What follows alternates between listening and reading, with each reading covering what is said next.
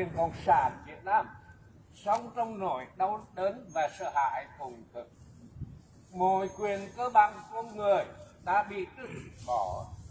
Cảnh sát liên tục làm xáo trộn cuộc sống của người dân Dega, đột nhập vào nhà họ mà không được phép và bắt giữ mà không có lý do, chỉ dựa trên sự nghi ngờ và cáo buộc tội ác gọi là nghi phạm làm gián điệp cho CIA, phong trào Furo, hoặc bị gắn mắt khủng bố. Đối với người Dega, họ không có quyền tự do, không có quyền tự do thờ cúng và không có nơi để sống như họ mong muốn.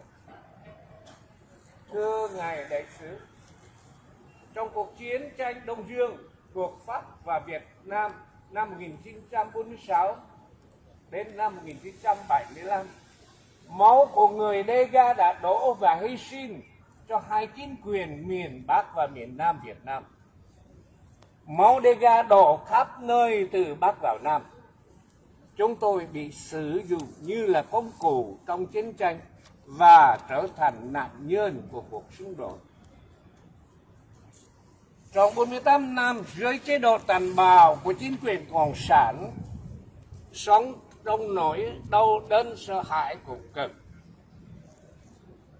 Trong cuộc chiến Đông Dương thuộc Pháp và Việt Nam năm 1946-75, người Dega đã hy sinh tập đỉnh.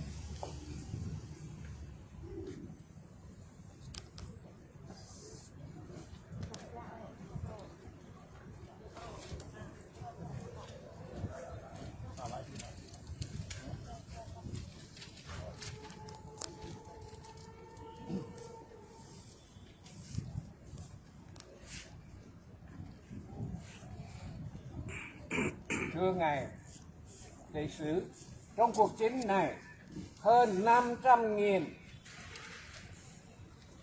đàn ông và phụ nữ Dega đã chết và 85% làng mạc Dega bị phá hủy. Người Dega đã hy sinh và chết một cách vô mục đích và vô nghĩa.